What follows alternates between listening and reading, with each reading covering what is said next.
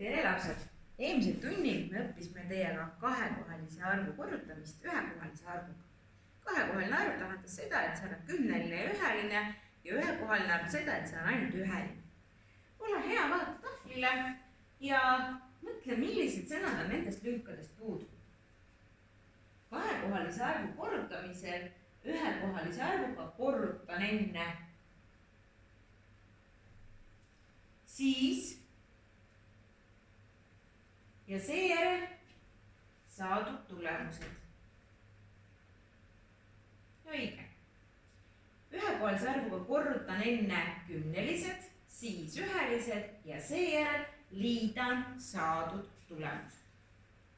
Selleks, et see reegel ka üle korrata, vaatame korra seda tehet. Nii, 3 korda 15. Reegel ütles, kõigepealt korrutan omavahel kümnelised, ehk siis 3 korda 10, siis korrutan omavahel ühelised ja liidan viimaks nad kokku.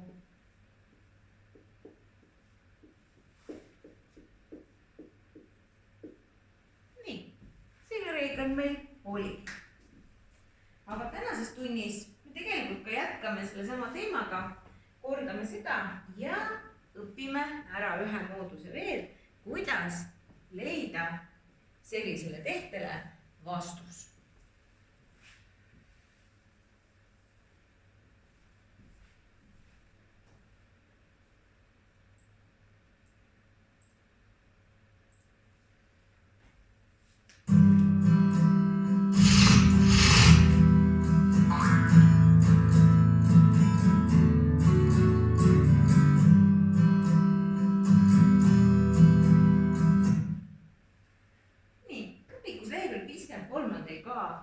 Üks sama tekst. Trükikojas paketi raamatuid. Igasse pakki pidi panema 20 raamatut. Poes aga leiti, et 2 pakis oli kummaski 19 raamatut. Mitu raamatut oli tegelikult nendes 2 pakis kokku?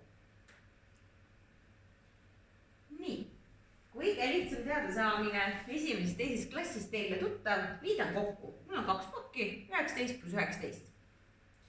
Aga kujutame nüüd hoopis ette, et meil oleks siin 6 pakki. Mis te arvate, kui lihtne oleks kokku liita 6 korda 19? Liita ainult. Päris keeruline tüüp. Selle jaoks on palju lihtsam teha tehe 6 korda 19. Esimene võimalus on selline, mida me õppisime eelmine tund. Kõigepealt korrutan kümnelised, siis ühelised ja liidan omavahel kokku. 6 korda 10 pluss 6 korda 9. Nii, 60 pluss 54 saan vastuseks 114. Aga kui sul ei tule meelde 6 korda 9, siis me võime kasutada ka lahutamist, liitmise asemel lahutamist.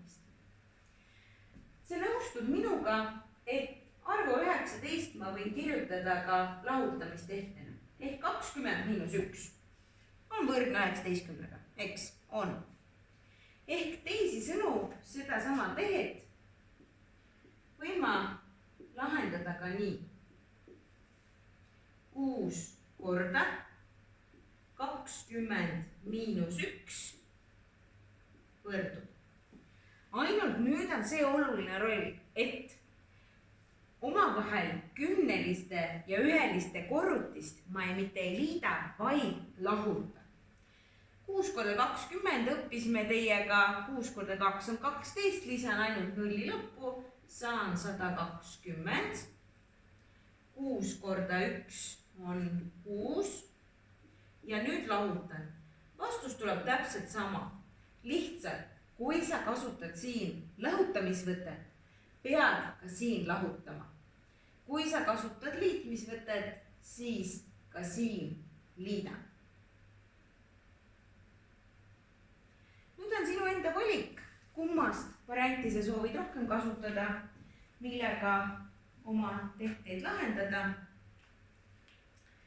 Ole hea, asu täitma, palun nüüd õpikust ülesannet 4 ja kirjalikult vihikusse.